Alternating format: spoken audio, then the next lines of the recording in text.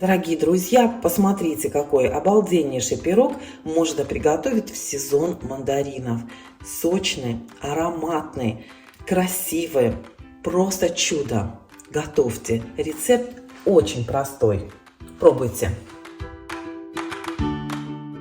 Всем привет, дорогие друзья! Сезон мандаринов, хочется приготовить что-нибудь вкусненькое, и сегодня это пирог из мандаринов. Я взяла 6 вот таких средних мандаринчиков. Все, что необходимо для теста, вы видите у меня на столе. Вот здесь 3 яйца я уже разбила. И сначала я приготовлю начинку. У меня форма 22 сантиметра. Я выложила дно бумагой для выпечки. И сейчас слегка присыплю дно сахаром. У меня это коричневый сахар, но берите любой. Понадобится, может так, пару столовых ложек. Если у вас сладкие, сочные мандарины, то можете сахар не использовать. Просто выложите дно мандаринами. У мандарин я отрежу вот эти вот хвостики. И счищу кожицу. Кожицу я не выбрасываю, а сложу в блендер. Вот так. Сейчас почищу все мандарины и к вам вернусь. Вот так вот. Вот эти вот прям совсем белые штучки можно выбросить. Вот так. Хвостик счищаю и сверху, и снизу. И вот эти вот цедру вместе с белой шкоркой. Как видите, у меня белой шкорки не очень тут много. Вот этой белой кожицы. Вот. Вот так. Все, далеко не уходите. Я сейчас быстренько. Вот, друзья. И еще нужно вынуть вот эти вот твердые серединочки. Просто для, скажем так, для комфорта и для красоты. Вот, все такие прям, знаете, вот большие, сильно выдающиеся белые кусочки я счистила. Мандарины готовы, шкурки готовы. Теперь нужно шкурку перебить в блендере до однородности, до такой, знаете, крошки. Вот, друзья, примерно вот так вот. Чем мельче, тем, конечно, лучше. Тем лучше будет эта крошка выпекаться. Теперь я приготовлю мандарины. Их нужно разрезать пополам и выложить срезом вниз в форму. Старайтесь резать ровненько и аккуратненько. И, кстати, мандарины тоже нужно брать желательно одинакового размера. Такие сочные, слушайте.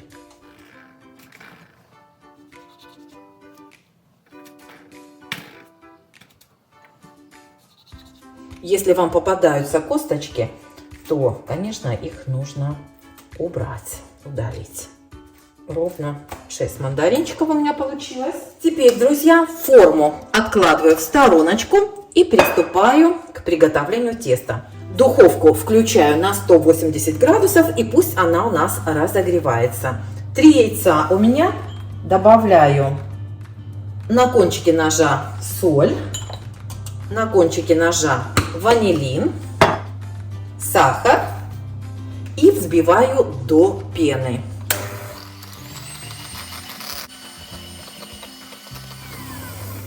Вот так получается вот такая пеночка.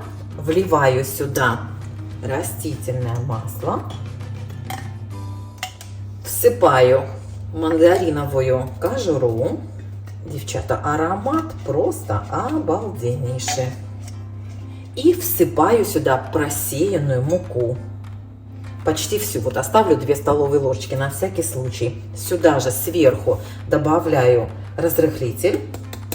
И все аккуратненько перемешиваю. Можете перемешивать венчиком. Я буду делать это миксером на медленных оборотах.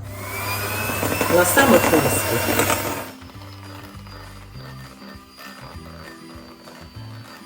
Добавляю оставшуюся муку. Вот и все, друзья. Теперь заливаю мандарины вот этим тестом. Я, кстати, этот рецепт собрала из нескольких, поэтому не была уверена, понадобится ли вся мука. Да, понадобится, поэтому вы можете выкладывать всю муку сразу. Слушайте, тесто просто обалденное, все в пузырях. Сейчас покажу вам. Обратите внимание, друзья, сколько здесь пузырей. То есть разрыхлитель уже начал действовать. Теперь нужно форму вот так покрутить пару раз и поставить в духовку на 40-50 минут. До тех пор, пока палочка не начнет выходить совершенно сухой. Все, друзья, поставила таймер на 40 минут. Трогать духовку не буду. Проверю только через 40 минут. Ждем. Девочки, 40 минут. Посмотрите, совершенно сырой пирог. Продолжаем выпекать. Итак, друзья, прошел ровно 1 час. Так, палочка выходит сухая везде. Как я и сказала, 40 минут вообще не трогала. Потом проверила, пирог был сырой. Я его накрыла сверху вот так фольгой, поставила еще на 20 минут. То есть час ровно он у меня выпекался при 180 градусах. Теперь нужно пирог из формы вынуть и дать ему полностью остыть.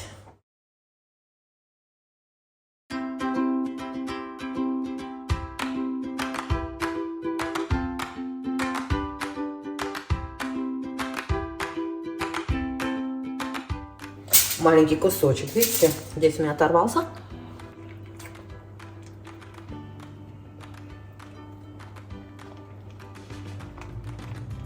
Посмотрите, какая красота. Ой, друзья, вкуснятина.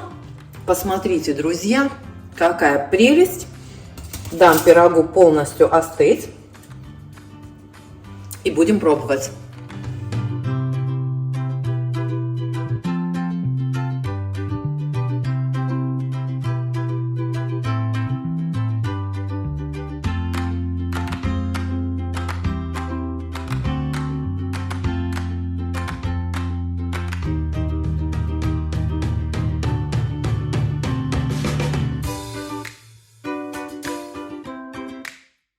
Друзья, как видите, пирог мы уже почти съели, остался последний кусочек, и я, представляете, собираюсь приготовить еще один.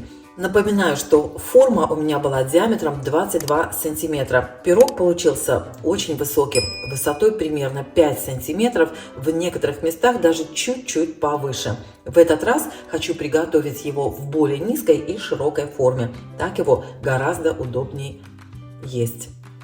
Ну, вообще на вкус обалденно. Посмотрите, вот эти вкрапления мандариновой кожицы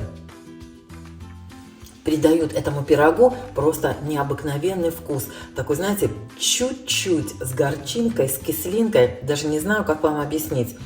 Ребята, сразу вам говорю, что пропеклось все отлично. Вот эти вот крупиночки, они чувствуются, но они не сырые. Вот просто обалденный пирог. Прям сама в шоке. Ну вот, друзья, как видите, второй пирог готов. Вот эти вот темненькие краешки, чуть-чуть подгоревший сахар. Но я уже попробовала, это не горелый сахар, он просто немножечко потемнел. Мне кажется, самая удобная форма вот для этого рецепта, для этого количества продуктов 24 сантиметра. Поэтому имейте это в виду, девочки. Вот пирог получается очень высоким, мягким. Сейчас покажу вам. Даже вот в такой как бы высокой форме у меня все равно получился он, сколько тут, наверное, ну 3,5 сантиметра, 4 однозначно. Посмотрите, очень он нежный, прямо сочный. Вот сантиметра 4, не меньше высотой, вкрапление мандариновой кожицы. Аромат, ребята, просто необыкновенно, вы представить себе не можете. Я же говорю, мы даже не доели, уже дети просили еще по кусочку, а не было. Вот такой получается необыкновенно ароматный, прекрасный пирог получается.